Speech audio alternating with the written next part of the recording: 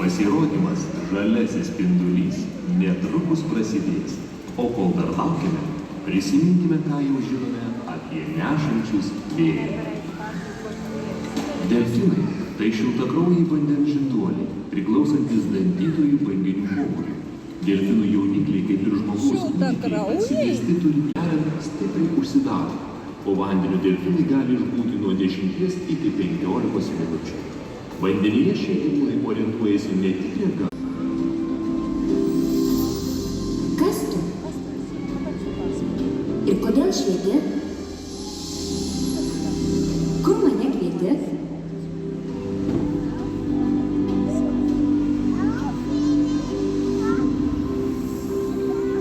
Ei, kodėl tu nuo manęs bėgi? Pavysiu tave, nepaspruksi. Greičiau, vėjai, nagi spustelk. Lėk kaip vėjas. Dar šiek tiek. Nagi.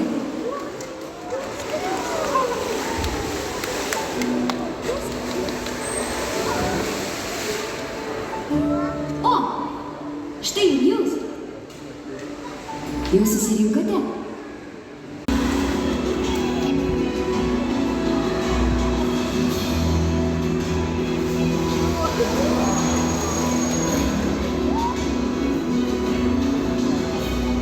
Taigi, aš vėjas.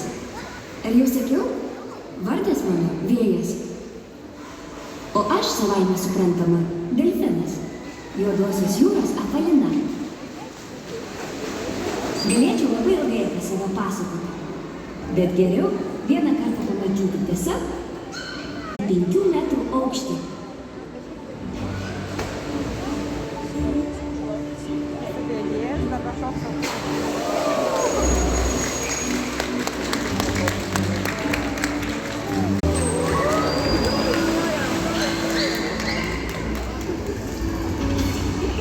O koks esu greitas, juk matei, kaip pagavau žalią spindulį.